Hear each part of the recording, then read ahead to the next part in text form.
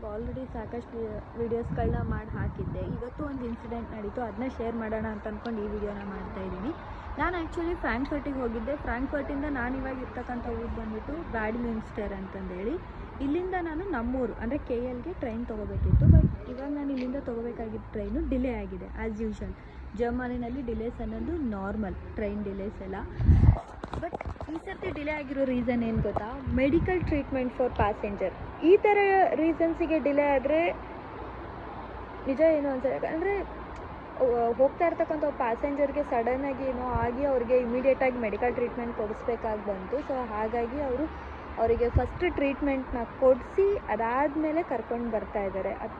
ಅಲ್ಲಿ ಎಕ್ಸಾಕ್ಟಾಗಿ ಏನು ನಡೀತು ಅಂತಂದೇಳಿ ಗೊತ್ತಿಲ್ಲ. ಬಟ್ ನಮಗೆ ನೋಟಿಫಿಕೇಷನ್ ಬಂದಿರೋದು ಮಾತ್ರ ಮೆಡಿಕಲ್ ಟ್ರೀಟ್ಮೆಂಟ್ ಫಾರ್ ಪ್ಯಾಸೆಂಜರ್ ಅಂತಂದೇಳಿ. ಅವ್ರನ್ನ ಮೇ ಬಿ ಸದ್ಯ ಹತ್ತಿರದಲ್ಲೇ ಇರೋ ಹಾಸ್ಪಿಟಲ್ಗೆ ಅಡ್ಮಿಟ್ ಮಾಡಿ ಆಮೇಲೆ ಬರ್ತಾ ಇದ್ದಾರೋ ಅಥವಾ ಅವರಿಗೆ ಟ್ರೀಟ್ಮೆಂಟ್ನ ಕೊಡಿಸಿ ಅದೇ ಟ್ರೈನಲ್ಲೇ ಕರ್ಕೊಂಡು ಬರ್ತಾ ಇದ್ದಾರೋ ಆ ವಿಷಯ ಕ್ಲಿಯರ್ ಆಗಿಲ್ಲ. ಬಟ್ ಬಂದಿರೋ ನೋಟಿಫಿಕೇಷನ್ ಮಾತ್ರ ಮೆಡಿಕಲ್ ಟ್ರೀಟ್ಮೆಂಟ್ ಫಾರ್ ಪ್ಯಾಸೆಂಜರ್ ಅಂತಂದೇಳಿ.